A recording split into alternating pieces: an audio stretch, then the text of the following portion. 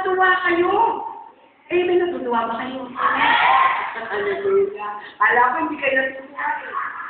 So, alam nyo, mayroong ibig sabihin dyan ang Panginoon. Bakit sinabi ni Elijah, ako muna?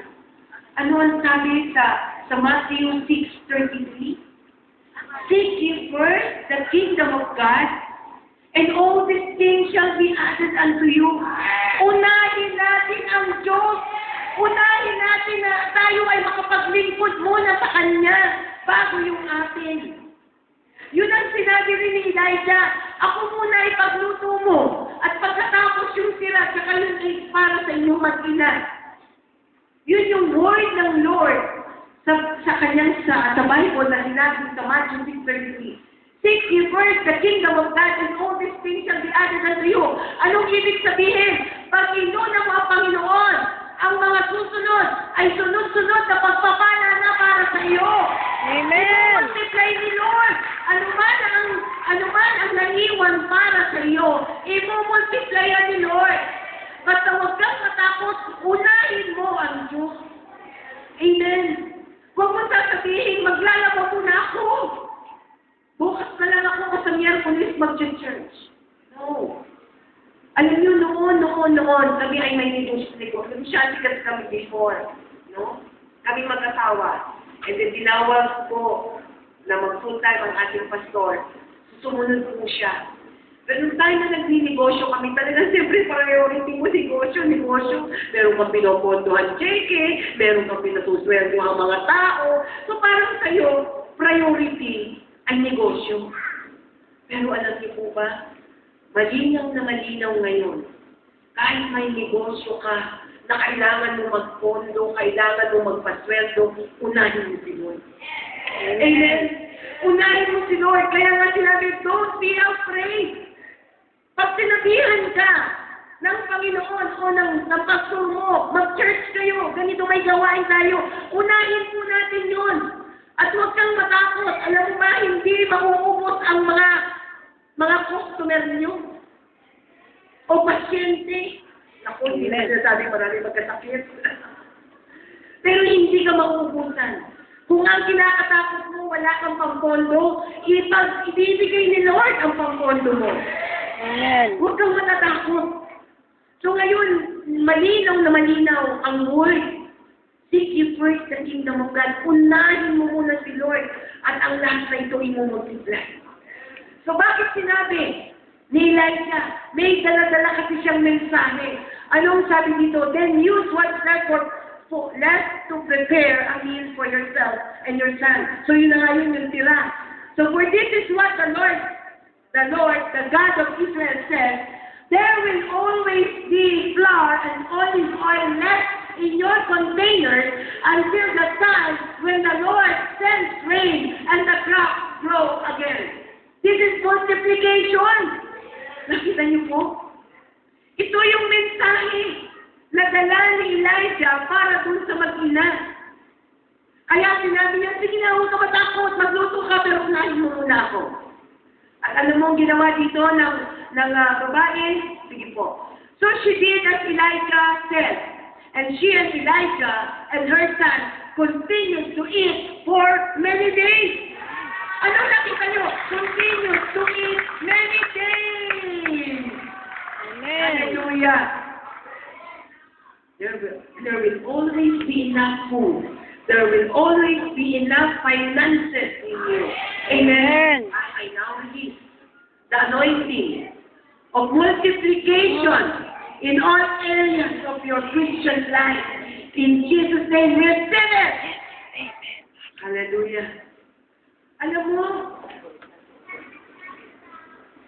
kaya ang ginawa dito ni Elijah, pinakuna siya eh.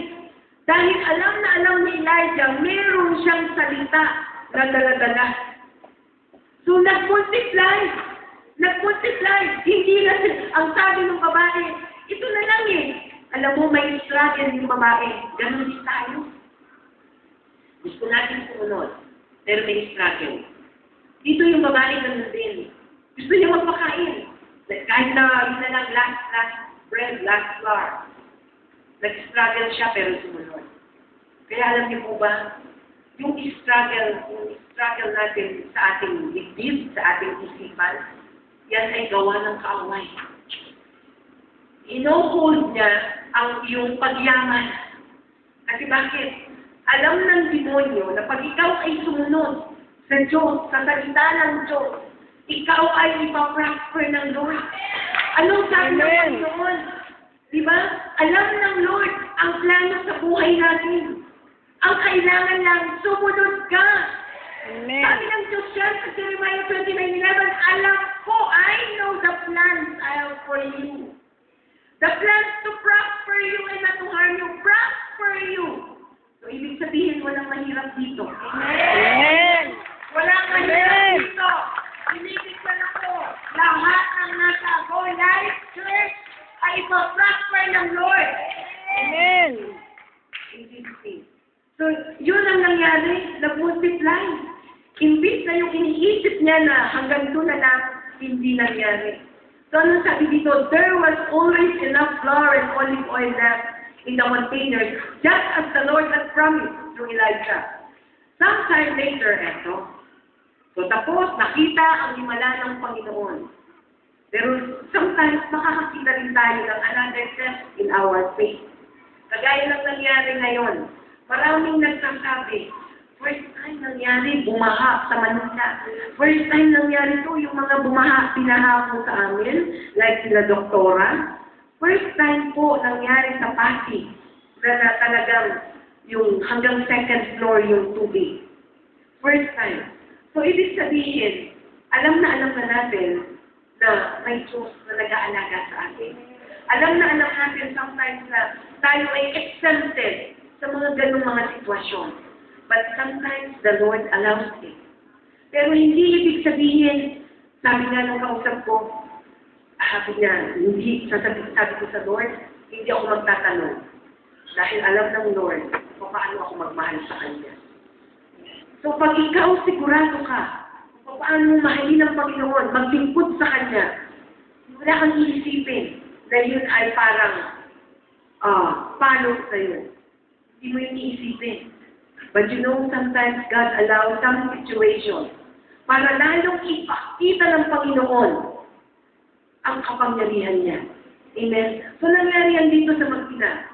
So, sabi dyan, sometime later, the woman's son became sick. He grew worse and worse, and finally, he died.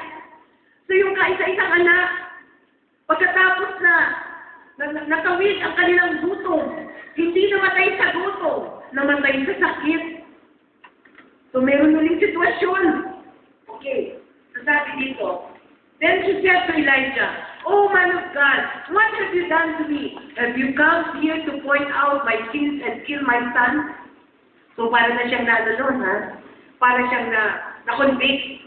Para pumasok agad sa isipan niya, may kasalanan ako ata, kaya nagpunta dito yung man of God. Sometimes yes. Di ba?